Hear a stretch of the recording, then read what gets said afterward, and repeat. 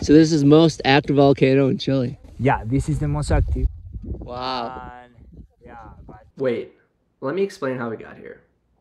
2 weeks earlier, Walter and I checked into our hostel in Bariloche and began mingling. We heard from some others that you could go to Chile and ski some volcanoes. Up until this point, we had ruled out all winter activities. As the warm summer weather was here, the snow was melting fast.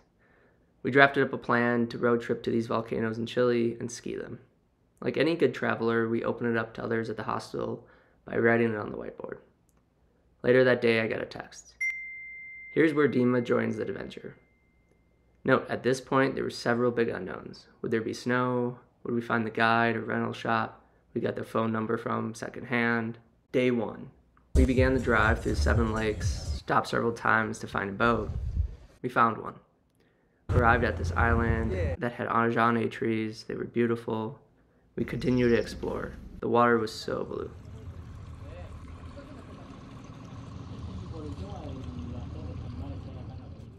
Back on the boat, back on the road, we took a quick pit stop at what was allegedly Hitler's house. Stopped at Mirror Lake. The drive continued. Waterfalls, cows, more driving. Grabbed some dinner and wine. Dima tried making friends with the falcon. We were treated to a beautiful sunset on our last stretch of the drive that day. Alright guys, made to the hotel tonight. This guy's been sailing showers. He's been sailing showers the last week. Didn't know how to work it. Tell the people. That's when you change the cold water as it's getting hot or cold. Now you know.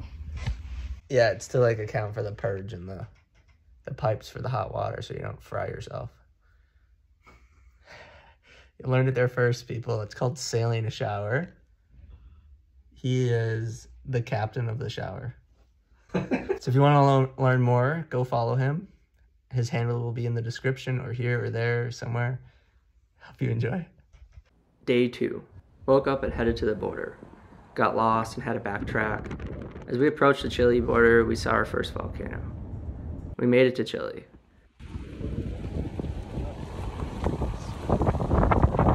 Quick lunch, more driving, stopped to search for 5 waterfalls, found a gnome that could hit pine cones like no other. Came across an old train, still no waterfalls. We trekked on, snuck through a fence, found an abandoned house, and some questionable things. Found a few waterfalls. Decided to hit the road again. Made it to the hostel in Pucón. Late night walk through town with some stray dogs.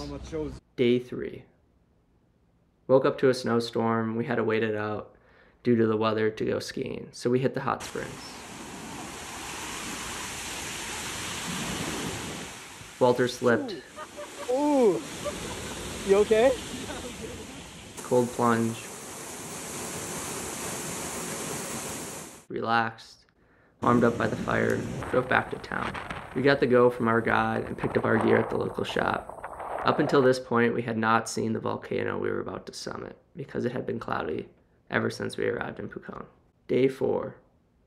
Our guide picked us up and drove us to the volcano. This was our first time seeing it. It was at this time Dima realized what he had signed up for. We began our tour up the volcano.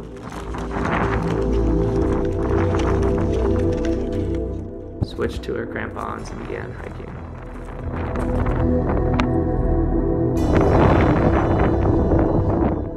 We pushed on through the wind. We made the decision to stop at the old lift station and save our energy for the way down.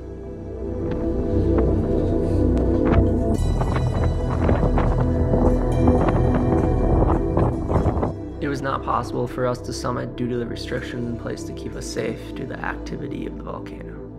There is the summit, there is the top of the crater, and also in the middle there is a line. Yep. Yeah, that's the start of the glacier, and it's the place where we are allowed to go. Okay. Yeah. We can see some of the wind formations over there. There is a huge rock up there. So this is most active volcano in Chile. Yeah, this is the most active. Wow. Yeah, but in Chile there are like 2,000 volcanoes, but more some of them are sleeping, like they erupted long time ago, and there are some huge ones, like I don't know, 5 kilometers of crater that you can say that wow, when God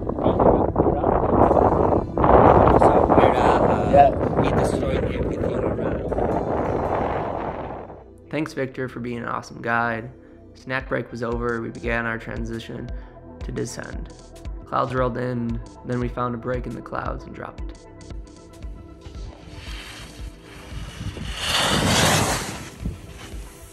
Sick.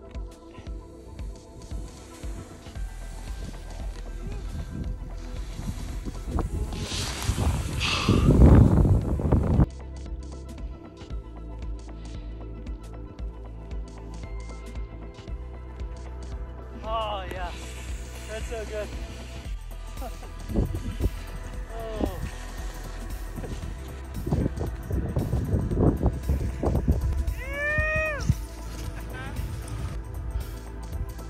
Yeah.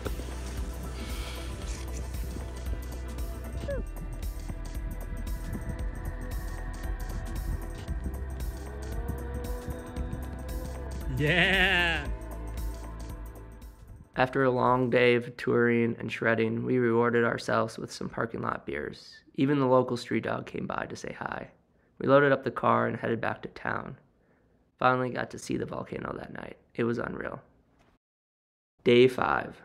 The next day, our goal was to make it to the Pacific coast, chase more waterfalls. We made it to Niebla, got some seafood and some work in. Drove to the Airbnb, finished work, and had some mate. Dima and I headed down to the beach to explore. Met our friend Pedro the horse.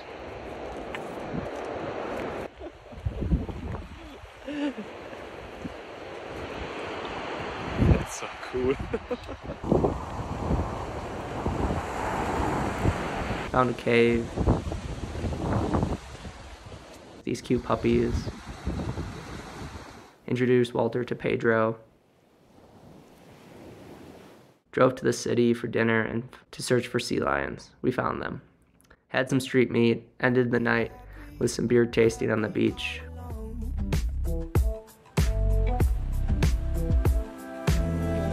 Why am I so afraid of taking this leap of faith?